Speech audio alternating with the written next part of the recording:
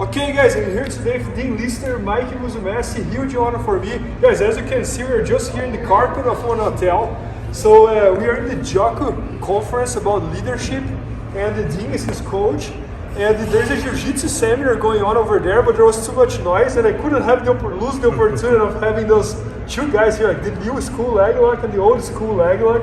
So, and Mike just came up with like the Mikey Lock, so I would love to see you guys discussing about like the leg locks, 411.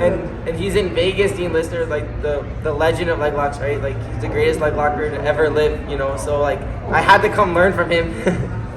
Good to be here, good to be here. You know, we were talking a little bit about, you know, the old school system and there's newer things. And one thing I've noticed, it doesn't take someone too smart to look at this comparison, but the word technique and the word technology is something similar in those two words. You know, they develop over time, get bigger. You know, so if I was to say, we look at the soldiers of World War II, in my opinion, some of the bravest men in history. You know, the technology that's built since then, it actually wouldn't be a fair fight now if our military today faced our military from World War II. Doesn't mean they were not innovative, maybe they were more innovative, right? But the technology has increased over time. And I make that comparison of technique.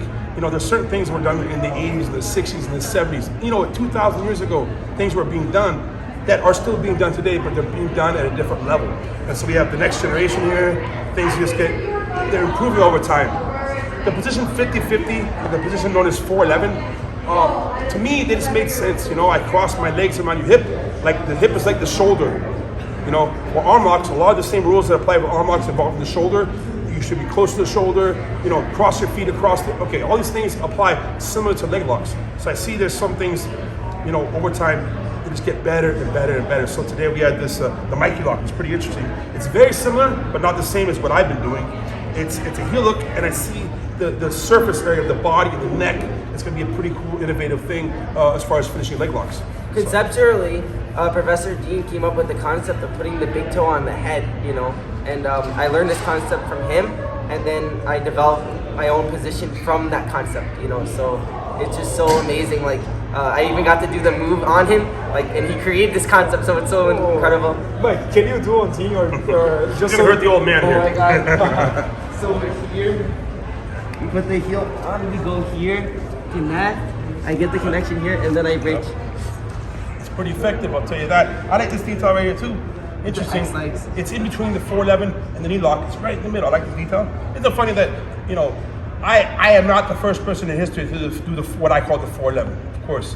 But I made it to like something I can replicate over and over and over again. It's made to where what I call closed circuit situation, the 411 or the 50-50. You can't really turn out those things very easily. And so this is right in the middle of a knee lock and a 411. I like it. I like this detail. It's pretty good. It's right on my ribs. Can't really sit up and push. I don't know. I like it. Explain that. Right? So when I'm here, if I put my legs in the other configuration, you could honey stick me, right? So you could attack this leg. The 10-pound people call this honey stick.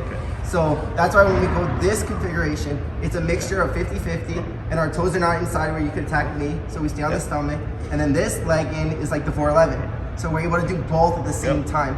And then it gives us the advantage of if you kick my elbow here, anytime he kicks my elbow, I'm able to grab this leg now and end up in inverted backside. And again, doing the concept of the big toe to the head that Professor Dean developed. And we're able to do this here. And now we're able to go into the Mikey Lock from here, where we have to break here, and then we could go down and then end up even to finish like this. I'll tell you what also, because I come from a fighting background, I don't think I can punch him there either. That's a nice detail for a fight. If it was a fight, that right there might save you a few punches in the face. So I like that also. I like that. It's a nice little detail there. Oh, hey, and guys, if you're new to Jiu-Jitsu and you're watching this video, like, Dean was like this legend who pretty much like started developed all these positions. Yeah, like I remember like in the very first ADCCs, like you came out and started heel hooking everybody, and people didn't even know. Like doing the move on him, I feel like empowered. You know, like I feel like his power is from. I heard some Brazilians were kind of angry actually, like, God, who the hell is this gringo doing this leg stuff? I just looked at the legs are something you can attack. The 50% of the human body, that's a story that some people have heard. You know, why would you ignore that? You know, and the thing is, I don't neglect the arm locks or passing or getting the back or attacking the neck. I don't neglect that either. But if you neglect the legs, that is half of your game is gone. You know, and back in the day, it was considered either your last resort to go for a leg lock if nothing else worked. It was also considered maybe the sambo guys, which I did sambo, which is a great sport as well, because they are open-minded to the leg locks, you know? There's also even a class idea of the low class guys. The guys who can't afford a gi. I don't think that's cool to look down on someone who doesn't have money, you know, but there was a class, there was a different rivalry between, I'm not getting into it, Jiu-Jitsu and Luta Libre. I respect everyone, you know, but there was even like you were low class and you went for leg locks. There's some even that. Whatever the case is, now we have a way where the shoulders, the hips, the shoulders of the legs, let's say, right, being controlled. Now it's very, very effective. And now combined with your guard passing with your sweeps, it's a whole style and it can change your game. Yeah, but I love the comparison that you made with technology because, for example, Jiu-Jitsu in the past, nobody was doing leg locks. Then you came out with leg locks. Then now like Mike is like developing even more leg locks on top of the. So it's just amazing to see like how much Jiu-Jitsu is growing and improving and you're like one of the pioneers of that thing. I miss those days. You know, back then it was almost like cheating because my opponent had no idea. Like the 50-50 was just like the look of just astonishment. These are world champions. These are very tough guys. They could beat me a different day, but the look on their face is just, I have no idea where we are right now, but I know because I've been there before. Actually unfair, but now the world has changed and things are different now. But like I feel like the purpose of us as competitors is to have an impact on the next generation, you know, and you had such an impact on my generation with like your jiu-jitsu, you know, so like it's incredible. You know, that's my goal, to have an impact on my next generation. You know? Yeah, no, it's incredible to think like just like we can think about jiu-jitsu as a history, we can think about it as a heel hook as a history. So when I think about heel hook, for example, I think about like there was you, then there was like the Toquinho era, then there was the John Danaher, now Mike is doing like, so it's amazing to see like how everybody is contributing to make the jiu-jitsu better in general. Yes. Yeah. So it's going to continue and continue and continue. I look forward to seeing the next generation, the next generation, and the next generation until I die.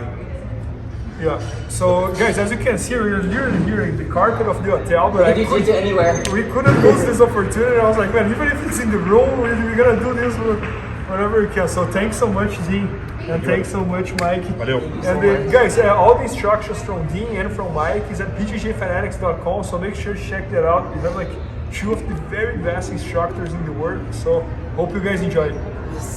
Please help me out to grow my YouTube channel. Just click subscribe. And to watch more videos, just click under see more videos. I hope you enjoyed. IBJJFanatics.com. Use the promo code YouTubeFaria to get 10% off any instructional video. Improve your jiu-jitsu faster.